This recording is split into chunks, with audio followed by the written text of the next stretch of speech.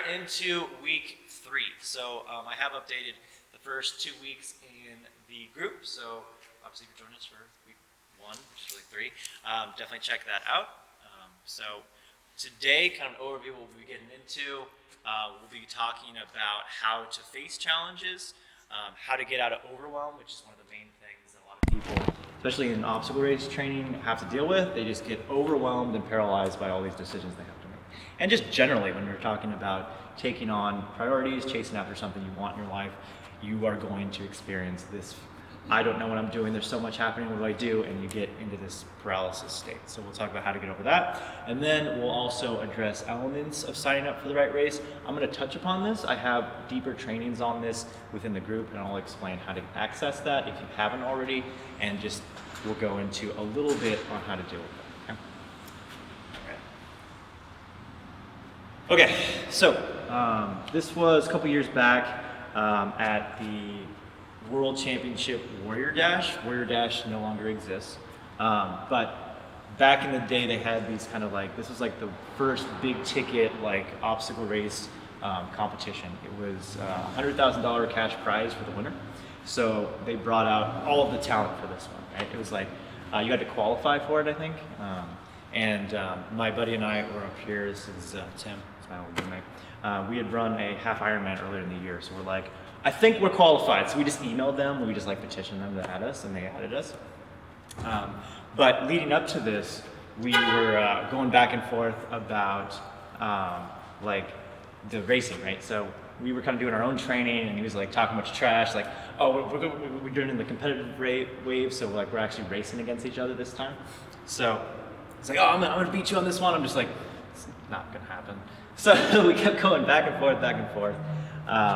And it was just like this whole build up for like, you know, we're watching like all of the really amazing talent show up, and we're kind of like have this, you know, rivalry going. I don't know how familiar with you guys are with some of these obstacle racing community, but basically these guys on your upper part of the screen here are all professional racers. This guy in the middle on the upper left, Hunter McIntyre, is one of the like pro athletes by Spartan Race. I think he's now moved into like the CrossFit world, but he's a pro racer now. Rose in the middle, she qualified for American Ninja Warrior, so she's been on like the whole circuit and everything. She's really talented. She's consistently in like your top like 3 female athletes like all time, like in terms of racing. She's just winning all of the races basically. And I ran into all these people when I was actually signing up for this race, and I was just at the registration. I was like, oh my God, so I had one of these moments where I was like looking at all these racers and just seeing how they operate and stuff. This guy on the right is like one of the guys who essentially was winning like every Spartan race ever, Hobie Call. So a lot of talent was coming out for this race.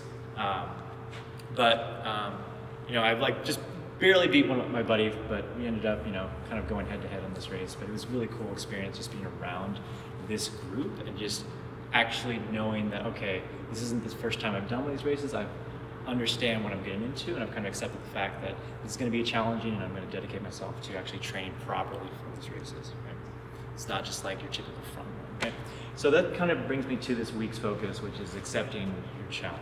Right? There's an old like business proverb about the chicken and the pig, right? And it's that, you know, I think the old adage is like, you know, a chicken and a pig are walking down the street and they're looking at it like, oh, we're gonna open up a restaurant, like, oh, let's have this breakfast place. And then the chicken's really excited about it, and the pig's like, okay, yeah, that's cool, but for you, you're just kind of involved, but I'm like committed. I can only make bacon or ham once, you know? Like the chicken can keep laying eggs, kind of involved. And that's kind of the approach that I think a lot of people are taking with a lot of things, is they're kind of sampling things, right? They're not completely committed to what they're doing, and it kind of is that short-term mentality, right?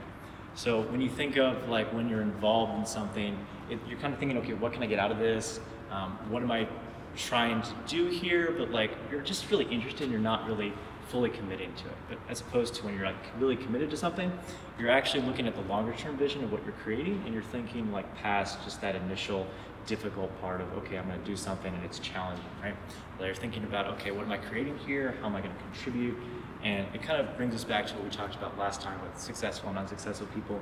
how it's, you know, you're moving towards goal achieving as opposed to like pain relieving activities, right? So you're gonna have to do some things that are a little bit more challenging, right? So that brings us to, so how do you actually face challenges in general?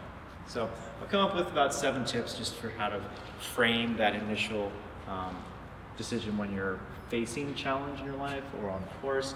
And the first one is kind of turning towards your values. So you have to first do, you have to stop running from whatever it is that you're trying to do. A lot of times people will procrastinate a little bit, or they'll just like decide not to do it. They'll just keep pushing it off and keep pushing it off, right? So you have to actually make that decision to step into that challenge and to accept it and kind of decide that you're going to take it on, as opposed to just kind of, you know, ignoring it or pretending it doesn't exist, or kind of working your way around it, or just pushing it back later and later. Okay. The second part is you got to live in the now. You got to be present. A lot of times we're either thinking about the past, or we're kind of thinking so much about the future. And in that journey of like facing a challenge, you really have to be present about what's happening, what you're doing, how you're showing up to a specific thing, and how you're engaging in that activity, right?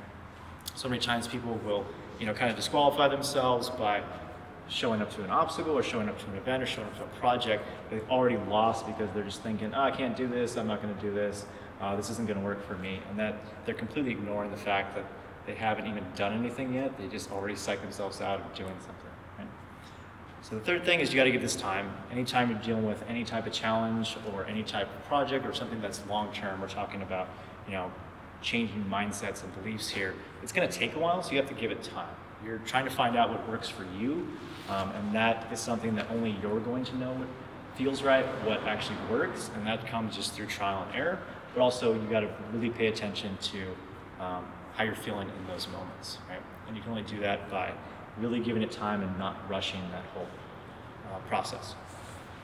Next part is gratitude. So a lot of times, like you're saying, with that attitude, people are coming in, you have to have that perspective, understanding that, you know, there's elements of, okay, where you are in your journey, and you're gonna have to appreciate the fact that, okay, you're taking steps towards solving something, and that's something that you need to remind yourself of in that journey of trying to figure out what you want, where you're going, and trying to accomplish something. A lot of people will get run from those challenges, so in order to actually focus on that, you have to keep giving yourself those small wins and just remembering what you do have instead of what you don't have. Number 5, so I call this one the stay in your feelings, but a lot of times people, when they're making decisions, they like to make it like, oh, I'm going to take out all feelings involved. I'm going to make it like this completely logical decision here. But when you start doing that, it kind of like alienates your kind of approach here, because you really want to remind yourself that like feelings help you actually find satisfaction, meaning, and pleasure in life. Like that's the whole reason why we're doing this stuff. It's not because, you know, you just want to check it off a list. There's no like really great thing about just checking something off a list that's kind of robotic. You want to make it something that you're really passionate about, something that you enjoy, and you have to tune into the feelings that you don't like as well. If you're going through something and, you know, it's just miserable and it's rough, that's teaching you something as well. So you have to learn from those elements, and you have to figure out, okay, course correct and maybe adjust and change a few things. Which brings me to kind of the success and failure are part of the journey, right? People want to think that like, okay, success is like a very linear journey, and I'm going to just go from here, I'm going to do this, and then it'll be good. And it's going to take you a lot of different places, and you have to kind of frame how you view failure, which is ultimately, I think there's a couple different acronyms. It's like F everything and run, or first attempt in learning, right? You want to think of it as a step in the direction for achieving your goals, as opposed to just, okay, I failed once and now I'm done, right? The only true failure is just completely giving up on what it is that you're trying to achieve or what it is you're working towards, because ultimately you're talking about a really long timeline. And there's going to be bumps in that journey. There's also going to be successes in that journey, and you have to learn how to frame even those really small successes and celebrate those as wins, and just frame those failures as like learnings and just course correct as you go through it. And that brings you to part 7 here, which is kind of like you have to nurture relationships as you're going through this process as well. I think like kind of relationships are a really good analogy for facing challenge, because people think like, oh, okay, well, I'm going through this challenge, I'm just gonna like really dial in on what it is I need to do. But it's really through like, you got into the relationship through like attentive care and like hard work and like choosing that person every day, right? And it's the same thing with a challenge that you're working towards or some project that you're working towards.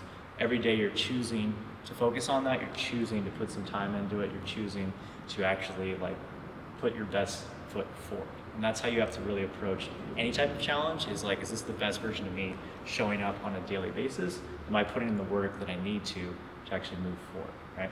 Or am I just kind of like trying to like just get through it and just push it out to the side, you know, really finding that middle ground of like being careful but also prideful with what you're doing, right? And just putting in that daily work. It goes back to like week 2 where we're talking about discipline and kind of deciding to be better than you were yesterday, and just keep working on that habit and keep moving through to that next step. Okay? All right, so first takeaway here is that perfection is the enemy of progress. I think this is a Winston Churchill quote, but it's essentially everyone's always looking for like the best time to do something, or everything has to be perfect. There's all of these prerequisites, things have to happen, but the reality is you're never going to be completely ready, and there's never going to be a perfect time to do anything in your life, and you have to just take that first step forward and keep taking action, and then you can course correct along the way. If you keep waiting for the best time to do something, or you keep waiting for perfect conditions, or when this happens I can't do that, you're just going to constantly be waiting forever, and you're never really going to do anything. And that goes back to kind of the paralysis via analysis, as people keep thinking their way through things and they never actually take any action. All right. So yeah, Reebok slogan, right? No, this is that very simple slogan, but I mean it kind of just nails it. It's like you just sometimes just have to just take that first step and just do something, right? The more you think about it, the more you're going to talk yourself out of kind of doing something. Okay, so that kind of brings me to whenever you're making a decision, you have kind of the multitude of decision making, right? There's this overwhelm that happens. So whenever you're making a lot of decisions and you're experiencing a lot of challenge, you have to remember that you're going to face this, and this is part of the journey, that feeling of overwhelm. Okay, I'm doing so many things. What should I focus on next? So I have kind of 3 like check-ins just to kind of deal with that sense of overwhelm and just kind of recenter yourself. So that first one is you have to remind yourself that you're actually in control here. You've taken on all of this because you're ambitious and you want to make that change in your life, but you also have the power and the control to be able to change what it is that you're focusing on, what you're dedicating your energy to, and ultimately you have the ability to change your circumstances, right? A lot of people will be like, oh, this is completely out of my control, but they don't realize that they've made all these decisions to get to this point, and they can make certain different decisions to make their schedule or their life a little bit different in a way that's better for them. It just requires, again, taking that framework of accepting that, okay, I've got myself here, I can get myself there. Kind of everything is figure-outable, like we talked about last week. Second part here is that a lot of times people don't ask for help on their journey. They think they can take everything on by themselves, and it's kind of that person who's like kind of struggling a lot. They're trying to do everything all the time, and they're just not willing to ask for help. So it's not like a failure, and you're not a failure, and you're not weak for asking for help. That's actually a really good sign of strength, because you know and you have that self-awareness of what it is that you need to work on. And you need to ask for as much help and support as you need. And that's going to be different for each person. And that goes back to checking on your feelings, like how does this feel in the moment, what am I working towards, and then how much is actually on my plate, right? A lot of times people just kind of skip this one and think they can do everything by themselves. And ultimately, it takes a village. You're going to have to ask for a lot of help in the process of, trying to do any type of project, trying to train for a race. You have to really kind of build that network of support to help you get to that next level. And the third thing is kind of getting real with like where your time's going. So a lot of times people will be like, oh, I don't have time, I can't do this, da, da, da. And oftentimes it's they're spending a lot of mental and emotional energy focusing on something, and it's really taking a toll on their physical health. They're just spending a lot of time thinking about things and focusing on a certain outcome that maybe they don't have control over, or maybe really isn't that important, but they just keep cycling through that thought process, and it's really kind of holding them back from getting to that next level and creating that cycle of kind of chaos in their life. So just think about where your focus is and what you're doing on a daily basis to move towards what you're trying to accomplish. Okay. So the takeaway here is that you can have it all, but you can't do it all. You have to ask for as much support as you need. And that's a big one, because I think a lot of people don't ask for help at all, right? So you got to know that you can achieve what it is that you're trying to work towards. It's just going to require that you understand where you're at in that journey and what you need help with. All right. So in the process of going through this kind of overwhelm journey, you're going to find that there's just a lot of things that you're spending mental and emotional energy on, right? And I came up with this kind of exercise about just kind of clearing that mental space that people are kind of occupying. They just fill it up with a lot of things that you shouldn't be thinking of. Okay, so we'll just kind of go through this right now. Let's take a few minutes, but I want you to kind of think about maybe even what you have going on this weekend or in the upcoming next few weeks, right? And just write everything down that is kind of on your mind about things that you have to do, right? Like, okay, projects, what's worrying you, what's keeping you up at night, and then I want you to start going through that and then figuring out what is out of your control completely. Because a lot of times people, like I was saying, work on this mental space where they're focusing on something they have absolutely no control over. They're thinking about an outcome they can't control. They want someone to do something, but you can't control their people. You can only control how you respond to things, how you show up for things, and the effort that you ultimately put in, right? Everything else is pretty much out of your control. You can only do as much as you can do. You can't control what other people are going to do in a situation. You have to remind yourself of that. You can set yourself up for success, but you can't force people to do other things for you. Okay? And then the second part is what I'm calling the meh category. So as you're going through this list, kind of scratch out the meh category, which is essentially things that are kind of like social obligations, or just you feel guilty about it, or something that you just think you want to kind of do, like maybe I should learn a new language, but it's just never going to happen because it's not super important to you. It's kind of a drag on your mental space, and you're not going to do it, so just get rid of it, right? So just stop thinking about it, right? And this is, once you have this list here, then you can start prioritizing what's actually important to you. It's just that a lot of people will focus so much time on the, out of your control in the meh category that they ignore the actual things that are actually important to them in their lives, right? And we kind of went through this a little bit yesterday or last week with the focus on how to prioritize. So definitely go back and check out that lesson, just so you can kind of combine these exercises so that you get the best focus on where your time should be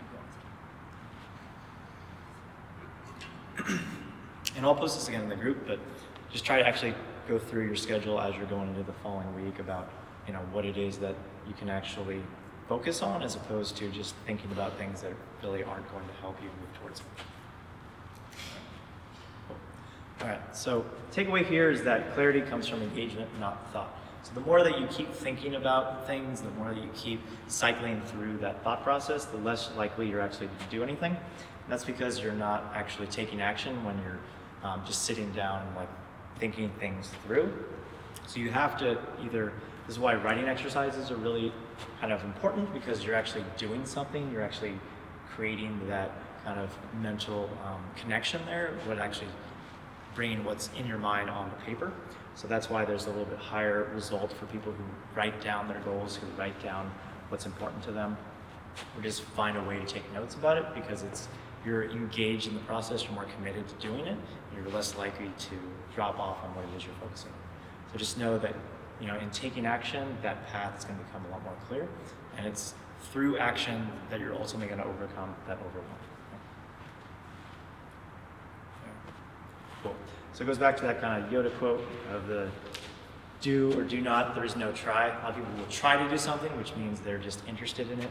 They're not really committed because they're not taking any action, right? They're spending a lot of time thinking about it. This would be nice to have, this kind of the meh thing, right? I want to do something, maybe someday, right? They keep pushing off that next day, and they never really get it done. And it's that concept of just spending so much time in your head and not actually committing to do something and taking action. All right, so we're on the third week here, right? Before we talked about kind of the challenging status quo, kind of addressing mediocrity, and that kind of think tank of everyone should do everything the same way, kind of how to break that pattern. And now we're kind of into accepting that challenge and what it is that you have to do to put in the work to get towards where you want to go. So as you can see, we're slowly working through the champion lifestyle here. We'll go into mastering your challenge next week, but going back to this graphic, like we had addressed before, we're moving away from that hamster wheel again towards that champion lifestyle, and we're learning what it is that we have to focus on. We're identifying things that are important to us, and we're moving out of that just fan mentality of this would be nice to have into action, and we're now chasing down what it is that we want. Okay, so that brings me to this part, and I've covered this in my 7-day planner, so you can find a lot more in-depth trainings on this, and I'll go through how to get to this. But last week we kind of talked about 3 questions on what it is that you want out of obstacle racing, and this is going to help you choose the right race. I think this past weekend, it was yesterday, right? was Tahoe, the World Championship Spartan race, right? So a lot of people are like, oh cool, I'm gonna go run the beast, this is really awesome. And then they didn't realize that the first 2 miles was a 2,000 foot elevation gain. It snowed at the top of the mountain. There was lightning and hailstorms, and we had to swim through 30-degree water. So it's you probably should have figured that out before you jumped into that race. I saw people running in shorts. So you gotta know what the hell you're getting into, right?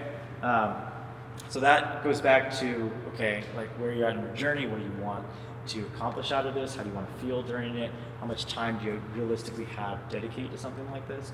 And I'm addressing a lot of these elements in this specific training that I'm talking about. But again, it goes back to what are you hoping to get out of it ultimately, right? Is it that bucket list item? Is it something that you're really passionate about that you want to continue to keep doing, or you want to really commit to making this a new type of hobby that you want to address? Or is this something you just want to do with your friends? I think a lot of people get into obstacle racing because it's that bucket list item, and it's something they want to do with their friends, but they don't do enough actual work to understand what that entails, right? And that becomes pretty dangerous in this sport, because I'm trying to think if anybody's actually run a half Ironman as an interest, because this is essentially what you're getting into. I'm just interested in an Ironman, I'm just going to do that in Kona. No one does that, I'm pretty sure. They just kind of think that for some reason obstacle racing is somewhat different than some of these other competitive type of races. And ultimately, there's a whole spectrum of that, and it can be, depending on which one you sign up for. But you have to know the difference between races, right? So that's going to bring me to this part, which is in my planner, where we're talking about the actual how to understand where you're at in this. And I have a little bit of assessment in this group, which I'll show you how to get to. But it's basically addressing your nutrition elements, your fitness elements, and the level of support. Those are all big components, which I call the trifecta of health, because maybe your fitness is really on point, but your diet's garbage, so you have no energy, right? Or your nutrition is really on point, fitness is really on point, but then everyone in your environment just is trying to talk you out of doing it, that you're not going to succeed in doing anything, right? So you have to align all of these elements if you really want to work towards something. And I think the often neglected one is the support element. People often try to lone wolf it, and they don't realize that, okay, you're going to need, again, like you're saying, you're going to need to ask for help. You're going to have that support group around you in order to really move through some of these really tough challenges, because you're talking about a 3 to 6 month commitment of just training, and that's going to require your family to understand what it is you're doing. You're going to go to social outings. Thanksgiving's coming up. They're going to keep feeding you cake and pies and drinks and stuff, and you're going to be training. You have to understand what that type of commitment entails in the longer term, right? And that goes also to sign up for the right race. So I just want to kind of break this one here for a second and show you what I've come up with, just so you kind of have an understanding of what's here. Okay. Cool. Okay. All right. I think there is a view.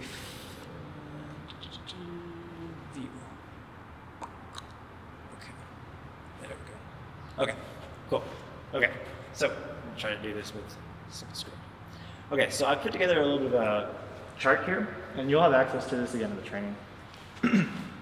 But it's what the races entail here, and I'll kind of go through this a little bit. Basically what you're looking at is distance-wise with different races, right? Some of these races can be a 5K, right? And they'll start anywhere from 5K but some of these races will go all the way up to like half marathon distances, right? You need to know the difference between them and what they entail and the culture behind them. So I recommend also going to the website and checking out, the website and figuring out what the vibe is from some of these. Warrior Dash was a company and they just tanked, so they don't exist anymore. They did fold as of July. So that was a good way to jump into obstacle racing, and now they don't exist. So Rugged Maniac is very similar to them. So what a lot of people do is they get into Spartan Race, right? Which is, I kind of put it all the way on the right. But what a lot of people don't realize is that Spartan Race, they obviously have your open waves and your competitive waves, but they have like burpee penalties for every obstacle that you fail. So say you have 30 obstacles on a course and you have a 30 burpee penalty and you fail all of them. That's a lot of burpees. So people don't factor this in. They also like dress up with like costumes to Spartan Race, and it's not the type of race you do that for. Because you gotta like get through barbed wire, you gotta go over walls and stuff, and like as you know, just going through some of the obstacles we've done, just in this camp initially, like if you're wearing a costume trying to get over a wall, it's just not gonna work. So you got to know what you're getting into. Some of these other races have inflatable things, and they're kind of like your fun type of 5K things, and that would be on the lower spectrum on the left. So I try to make it easier to hardest, essentially. But like, look at the number of obstacles you're looking at here, even on this line. You're looking at an increase in obstacles even for the 5K, right? So within like Tough Mudder, they have a 5K version. Your traditional Tough Mudder was a half marathon race. It started with a half marathon race, and that was its thing. A lot of like half marathon racers will do Tough Mudders and stuff because they're like, oh cool, it's just like mud pits and running and stuff. And there's elements of it. It's more of a team camaraderie type of environment. Less on competition, more about finishing the race, and that's the whole mentality. But it is, again, still an obstacle race. It's still challenging, and depending on which one you sign up for, it can have a ridiculous amount of challenges. I think in the harder one, they start shocking you towards the end with like electric shock or something. It's ridiculous. One of them had tear gas, so you you're looking at ridiculousness into some of these, right? Yeah, there's a whole documentary, Rise to Sufferfest, about why people do these races. So. But ultimately, you're looking at your 5K option, which is the more accessible one. 10 obstacles, that's manageable. A couple mud pits, that's a great intro to some of these races. So learning how to progressively build some of your races is the best way to approach it, instead of just diving headfirst into the hardest one because Groupon gave you a discount. That's what I did. Don't do that. Warrior Dash, again, we said was kind of out. Rugged Maniac's also a good starting point.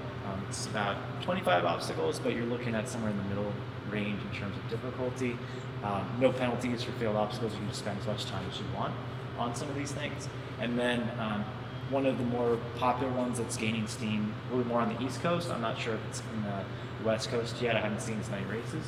It's called Savage Race, and they have a lot of different options. It's apparently like roughly around 5K, and it kind of pitts itself as kind of like similar to the Spartan Sprint, something along the lines of really intense obstacles, more obstacles for a short amount of time, but you're also looking at not having to do burpees for that one. There's no penalties or anything for that one. They do have competitive waves as well. Some of these other races don't have competitive waves. So Tough Mudder is considered a challenge. It doesn't have any competitive anything for the most part. I think they've taken a lot of the competitive stuff out of it. There might be World Championship Tough Mudder or something like that, World's Toughest Mudder, which is like a 24-hour event where you just run the course infinite number of times. Yeah, that's the more competitive one. They used to have a 1 mile one, but I think they've since scrapped that. And then obviously you have your Spartan Race, which has 3 different categories of your sprint, which is kind of your 5K, your roughly 8 to 10 mile one, which is your super, and then your beast, which is your 12 plus mile one, which is roughly your half marathon one. So the Tahoe World Championship was obviously the beast, and they also have the one that's after that, which is the ultra, which is basically a marathon plus of obstacles. So that's, it can go really crazy up to that point, right? So I broke them up into different categories. Your phase 2 would be your traditional Tough Mudder, which is like your 8 to 10 mile one. Your Tougher Mudder competitive race, I think they started doing this. I'm not sure to the extent of where they're at on that, because they flip-flop on it year to year on how competitive they're going to make it. And then also, your super, which is a good medium range one. If you've done a bunch of training, you have maybe one of these races under your belt, that's a good way to start working through that. And like you're saying, the Savage race has also an 8 to 10 mile one as well. And then obviously you have third category, which is kind of your Spartan Beast, which is what we kind of talked about. That Tahoe one was kind of 12, 16 miles roughly, and you're dealing with hills. You have to know what you're getting into and the amount of obstacles you're getting into as well. So there's an important piece there in terms of just understanding what it is you're focusing on. So within this, let me just kind of go through here. Move this guy. So this is kind of the planner that I was talking about. Again, you can find this in the tabs category, which I'll show you how to get through. But this is a good kind of baseline training, just to understand, okay, what are my goals, kind of like where am I at, and then how to work towards where to get them. Okay? So if you haven't already, definitely go through this. Again, we're saying what you really want to focus on is day 4, and then understanding which race you're starting out with. So you sign up for the right one, and you have the right amount of focus geared towards your training as well. Okay? So just to go through. So I've got assessment, and then on the 4th day, we will go through, like we were saying, that group of, So you'll see this again, and I'll link this as well. But it's important to just know that once you have that trifecta of health that we talked about, you go through that understanding of, okay, where's my nutrition, where's my fitness, and where's my level of support, then you can start, taking on which category within that chart. Are you going to be in the first category where you're kind of starting out? Are you going to be in that second category where, okay, I've done a few races, I'm kind of ready to push to that challenge? I wouldn't recommend this one at this stage. If you haven't done a race yet, don't go into chart 3. That would be what happened last weekend or this weekend with the Tahoe World Championship one, right? So you don't want to sign up for the Beast as your first race. It's just too much to take on when you're first starting out. You want to stay within charts 1 and 2, which are going to be your 8 to 10 miles tops. That's a good mid-range amount where you can still make it through. This next one is going to be a cycle fest. So I want to make sure you understand what it is you're getting into with that. Okay? All right, cool. All right, so that's kind of the overview there. I'm going to show you really quick just how to get to the actual group.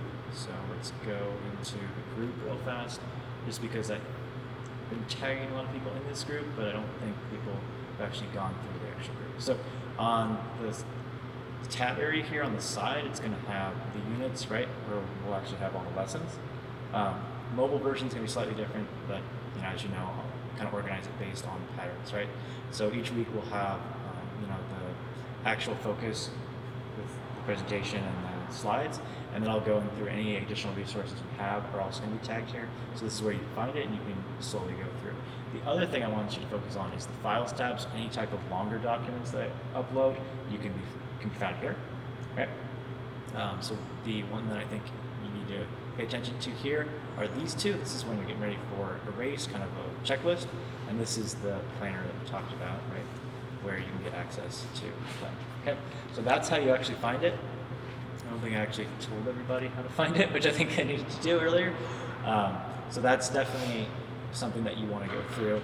And if you really want to dive into a little bit more, I can give you guys access to the more in-depth type of day-to-day training with the over-the-shoulder type of training. So if you want access to that, just kind of reach out to me and we can go through that. Okay, cool. All right, so let's go back to this guy. Boom. All right. Cool. Okay, so that's how to find that. That's how to get through some of that, and just make sure that you're actually going through that so we have that base of understanding of what we're focusing on and where we need to go on that journey. Okay. All right, so that kind of wraps up week 3, which is essentially our 3 takeaways here are, you got to take action. Progress beats perfection all the time. You have to take that first step forward. You got to start moving towards the direction you want to go. In that process, dealing with overwhelm, you're going to have to ask for help. You're going to have to find that support that you need in order to take those steps and keep moving forward. And it's always through action that things will become more clear. In taking action, things will make sense. You can always course correct, but you're not going to be able to do anything if you just sit there and think about it. kind of brings me to these last two.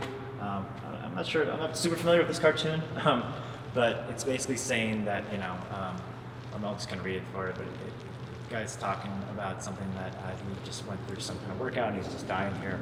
And he's like, it gets easier. He's like, wait, what? He's like, every day it gets a little easier, but you got to do it every day. That's the hard part, but it does get easier, right? So it's through building that discipline, through showing up, deciding to be better, and actually putting in the time, and just even when you don't feel like it, just showing up, doing the work, and learning through that process. That's how it's going to become easier. It's not going to become easier if you just keep sitting there and thinking about, oh, it'll be nice when, right? And then the number one regret a lot of people talk about in their lives is that they don't have the courage to live the life that they really wanted. They just live a life that they expected other people that told them to, right?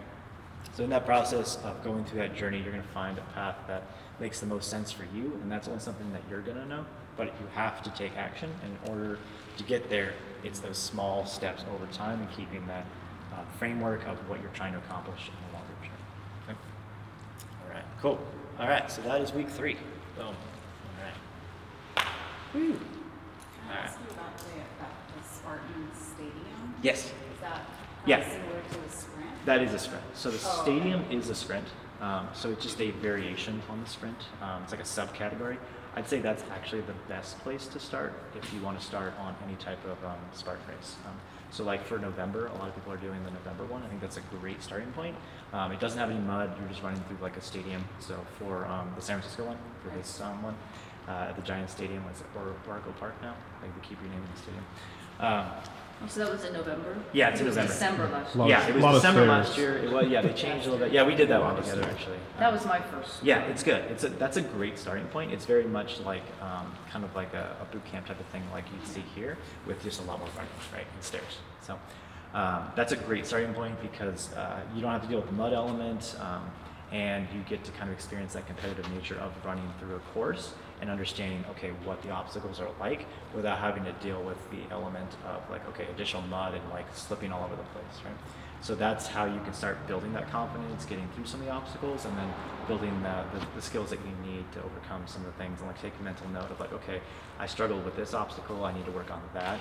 And you'll see the patterns too for the races, which I think is the most important thing, how they stack obstacles, right? So you'll have like a bunch of stairs on one thing, and then they'll do some lower body exercise, right? So it's just constantly attacking certain muscle groups back to back to back, which makes it a lot more challenging. And that's where the muscular endurance comes in, but also the strength element. So for today's focus, we'll actually be dealing with more strength focus. So traditionally in classes, we focus on muscular endurance, so kind of staying in something, keep working through it. Today, we're going to be working through heavier lifts and 5 to 8 rep range, and then staying in okay, this is hard, I'm going to work to more maximum capacity. I'm going to see how much weight I can move, and then I'll just rest for the remainder of time. Okay. So yeah, stadium race is probably the best starting point, I think, for especially if you want to get into more of the like Spartan race type of races. Yeah, those are definitely the best. Cool. All right, so kill this guy. Okay, cool. So.